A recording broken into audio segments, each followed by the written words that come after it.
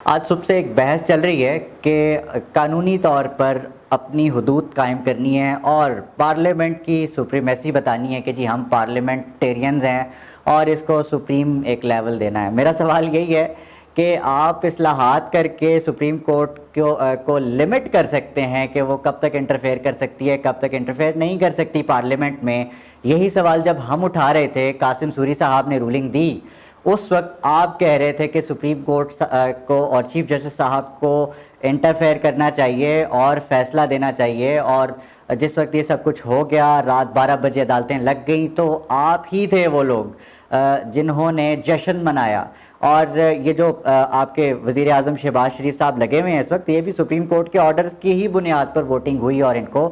2 ووٹوں سے اس وقت وزیر اعظم لگے ہوئے ہیں۔ 2 ووٹ، ان کی اوقات صرف 2 ووٹوں والے وزیر اعظم جیسی ہے۔ یہ باتیں کرتے ہیں کہ آئین کو جو ہے وہ اس کے اندر اصلاحات کر کے سپریم کورٹ اور اداروں کو لمٹ کریں گے کہ یہ پارلیمنٹ کے کس اقدام کی مخالفت کر سکتے ہیں اور کس پہ سو موٹو لے سکتے ہیں۔ ٹھیک بات صحیح ہے۔ کچھ لوگوں نے تو ابھی یہ پروپیگنڈا بھی شروع کر دیا ہے کہ یہ جو ججز کی اپوائنٹمنٹ کا مسئلہ ہے، یہ چیف جسٹس آف پاکستان اور جو عدالت ہے، عدالت عالیہ جسے ہم سپریم کورٹ آف پاکستان کہتے ہیں، یہ اس کی شکست ہے۔ جیو نیوز اس وقت ہم وہی فالو کر رہے ہیں، جیو نیوز اور یہ تمام جو آؤٹ لیٹس ہیں، یہ عدالت کے خلاف، ایک ادارے کے خلاف جس نے اس ملک کے بڑے فیصلے کرنے ہوتے ہیں، ان کے خلاف ایک مہم جوئی کر رہے ہیں، ٹیلی ویژن پہ بھی، سوشل میڈیا پہ بھی، تاکہ عدالت کو نیچا دکھایا جا سکے، اس لیے کیونکہ اس نے ان کے خلاف ایک فیصلہ دے دیا کل، اور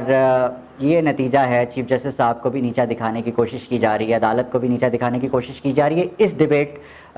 جس کا ذکر میں کر رہا ہوں کہ یہ لوگ کر سکیں گے یا نہیں کر سکیں گے، ایک سوال ہے، کوشچن ہے، آپ کے ذہنوں میں بھی ہوگا کہ یہ لوگ کہہ رہے ہیں کہ یہ آئین میں ایسی اصلاحات کریں گے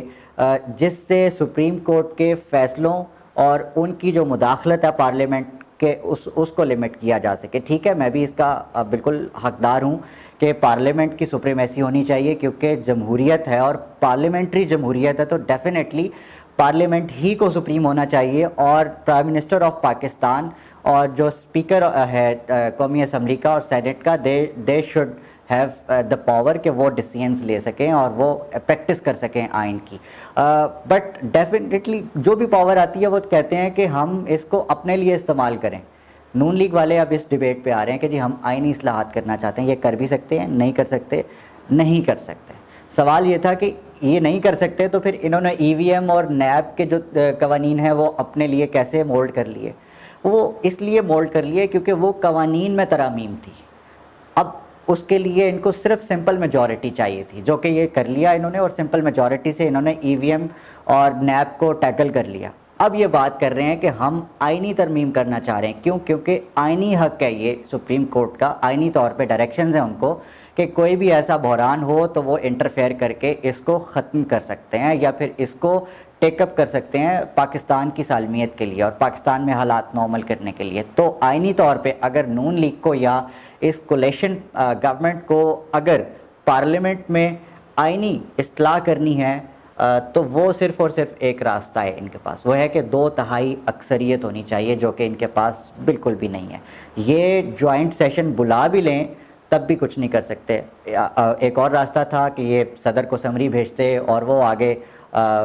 نہیں ہو سکتا، وہ بھی راستہ نہیں ہے۔ اب یہ چاروں طرف سے جس وقت پھنس گئے ہیں تو صرف اور صرف جو یہ کر سکتے تھے وہ صرف ایک موشن پاس کر سکتے تھے، جو آج انہوں نے تماشا کیا، اور ایک موشن پاس کروائی گئی اس فیصلے کے خلاف، اور بات کر رہے ہیں مطلب اب پوری کی پوری کیمپین ایک ادارے کے خلاف اور ایک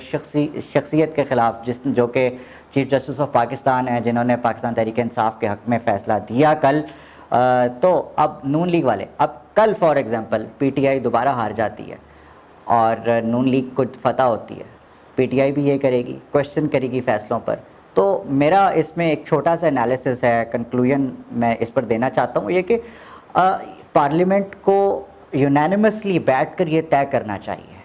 کہ ہمیں اس طرح سے آگے کب تک چلے گا۔ ہمیں میں یہ نہیں کہہ رہا کسی ایک پاور یا کسی دوسری پاور کو میں فائدہ پہنچانے کے لیے، میں یہ کہہ رہا ہوں کہ عمران خان، نواز شریف یا جتنی بھی پولیٹیکل پاورز ہیں، دے شوڈ سٹ،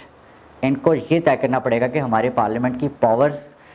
جو ہے وہ ان کو کہاں چیلنج کیا جا سکتا ہے، کہاں نہیں کیا جا سکتا۔ آئینی جو پاورز ہیں ان کو کب تک کہاں تک پریکٹس کیا جا سکتا ہے, اور ان پریکٹسز کو سپریم کورٹ آف پاکستان یا پاکستان کی کوئی بھی کورٹ کب چیلنج کر سکتی ہے, ان کے ٹرمز اینڈ کنڈیشنز جو ہیں وہ طے ہونے چاہیے, اس پہ ڈیبیٹس ہونے چاہیے, چونکہ اب عوام جو ہیں ویل اویئرڈ ہیں, جاننا بھی چاہتے ہیں کہ کانسٹیٹیوشن آف پاکستان ان کو کتنے حقوق دیتا ہے اور وہ چیزیں کس طرح سے رن کرواتا ہے. تو دس شوڈ کم ان دا, بلاول کی اسپیچ مجھے بہت پسند آئی ہے, اس پہ ڈیفینیٹلی ایک بڑے لیول پر, بڑے پیمانے پر ڈیبیٹ ہونی چاہیے, اور اداروں کی جو قید کرنی ہے, کس طرح سے ان کے ٹرمز ہونے چاہیے, کس طرح سے وہ چیزیں آگے کر سکتے ہیں. سپریم کورٹ آف پاکستان اس کو تو نوٹس لے بھی سکتی ہے یا نہیں, ججز کے درمیان اور جو ہمارے جو دوست ہیں جن کا تعلق عدلیہ سے ہے وہ بھی آج اور کل یہی ڈیبیٹ کر رہے ہیں کہ سپریم کورٹ آف پاکستان جو ہمارے چیف جسٹس آف پاکستان ہیں ان کو کن کن معاملات پہ